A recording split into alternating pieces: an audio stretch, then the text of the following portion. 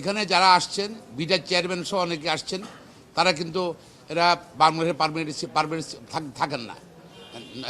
আপনার এরা হলো নন রেসিডেন্ট বাংলাদেশি, অনেকে সরকারও আছেন, ইয়েতে আছেন। এবং এটা হলো আপনার আমাদের চিটাং পোর্টটা একমাত্র পোর্ট, এখানে ন্যাশনাল সিকিউরিটি ইনভলভ, এখানের মধ্যে আমাদের জাতীয় নিরাপত্তা আছে, জাতীয় স্বীকৃতির ব্যাপার আছে, জাতীয় সার্বভৌমত্বের ব্যাপার আছে এখানের মধ্যে। যদি এটা বিদেশির কাছে চলে যায়, তারা সব কিছু জেনে যাবে কি আসছে কি যাচ্ছে।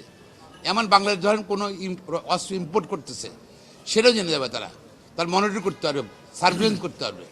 এই জন্য আমরা বলেছি যে যেহেতু কাছে কামাল বললো যে রাজনৈতিক দলগুনা চাচ্ছে না একটা একটা একটা একটা অন্তর্বর্তী সরকার, যে সরকার সীমাবদ্ধ আছে সেই সরকার এটা করুক। এখন যেটা জনগণের সঙ্গে রাজনৈতিক দলের সঙ্গে চ্যালেঞ্জ করে, সরকার চ্যালেঞ্জ গ্রহণ করে সরকার কিন্তু এটা করতে আগাচ্ছে। এবং এই প্রজেক্টটা কিন্তু সেক্ষেত্রে সরকারের আমলের প্রজেক্ট। এবং আমরা মনে করছি ওদেরই কোনো লোকজন, আগের সরের কোনো লোকজনের তাদের তত্ত্বাবধানে তাদের তাদের তাদের প্রসেসটা কিন্তু এটা আগানো হচ্ছে।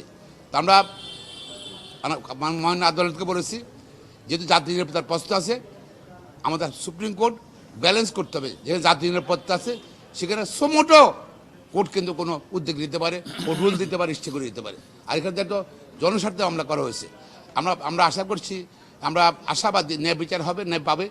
এটা বাংলাদেশের জনগণের ন্যায় বিচার পাবে আমরা মনে করি, যদি রুলটা অ্যাবসলিউট হয়।